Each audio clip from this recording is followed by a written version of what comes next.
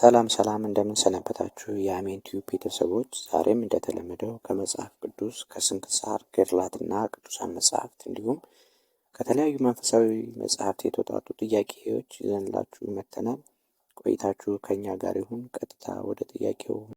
ጥያቄ ተራ ቁጥር 1 የእመቤታችን ቅድስት ድንግል ማርያም ወላጆች እነማን ናቸው?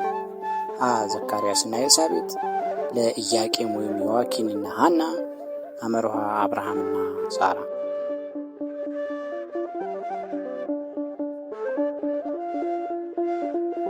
መልሱ ለኢያቄም ወይም ዮአኪንና ሐና ነው።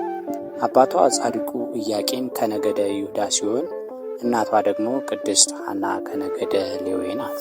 የተራ ቁጥር 2 እመቤታችን ቅድስት ድንግል ማርያም የተወለደችው የት ነው? አ በቤተልሔም፣ ለ በኢየሩሳሌም፣ አመርሃ በሊባኖስ ተራራ በደብረ ሊባኖስ።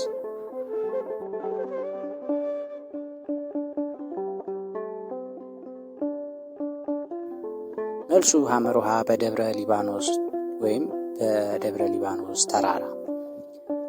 ወላጆቿ ከአይሁድ ሽሙጥና ቁጣ ለማምለጥ ተሰደው በሊባኖስ ተራራ ወይም ደብረ ሊባኖስ ተራራ ስር። ጥያቄ ተራ ቁጥር 3 የእመቤታችን ቅድመ አያቶች ወይም የሐና ወላጆች ስም ማን ይባላል? ሀ ጴጥሪቃና ቴክታ፣ ለሄርሜላና ማጣት፣ አመርሃ ዴርዴራና ሲካራ።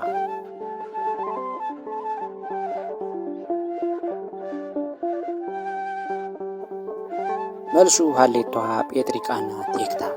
የእመቤታችን ቅድስት ድንግል ማርያም እናት የቅድስት ሐና ወላጆች ወይም የእመቤታችን ቅድመ አያቶች ጴጥሪቃና ቴክታ ይባላል።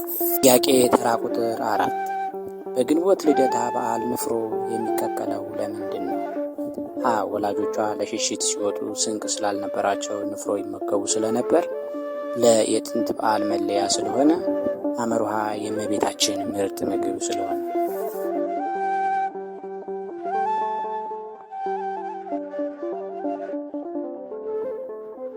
መልሱ ሀሌቷ ወላጆቿ ለሽሽት ሲወጡ ስንቅ ስላልነበራቸው ንፍሮ ይመገቡ ስለነበር ነው።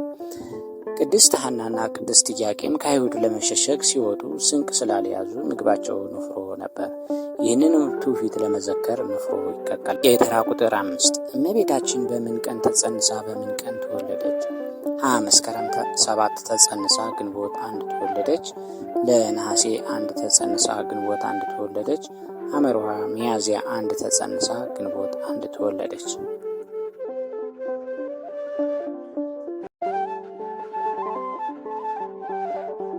መልሱ ለነሐሴ 1 ተጸንሳ ግንቦት 1 ተወለደች ነው።